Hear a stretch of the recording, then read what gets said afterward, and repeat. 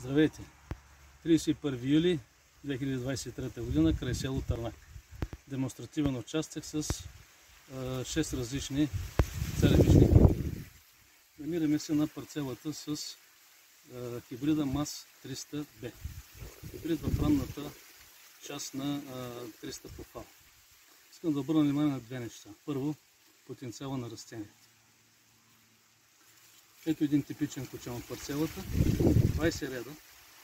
20 редови кочани с 40 до 44 зранца от основата до върха. Има известен признак на стрес, но това няма значение. Очевидно е, че добива, който се очертава, ще бъде много сериозен и много конкурентен. За сравнение, един друг хибрид на друга компания, също типичен хибрид, разликата в какво се състои. Макар дължината на кочаните е долу-горе една и съща, тук имаме 20 кочана при 300B, тук имаме 20 реда при 300B, тук имаме 18 реда. Това е едно. Така че отличен потенциал, разбира се, при добри условия на отглеждане.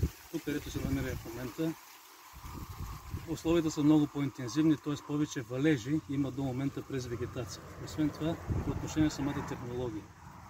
Гъстотата е около 6200-300 растения в момента.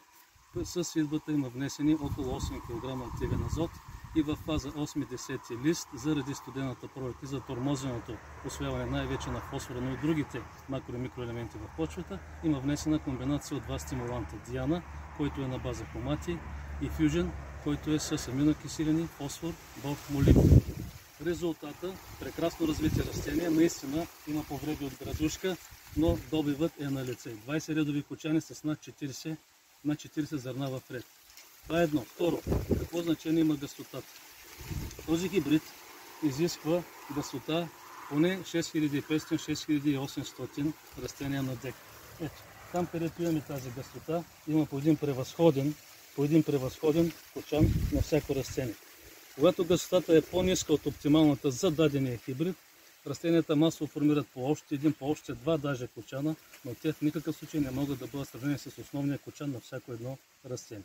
Повтарям, две неща. Отличен добив, 20 редови кочани с по 40-44 зранца на ред, в оптимална гъстота очакваме прекрасен добив. МАЗ 300B.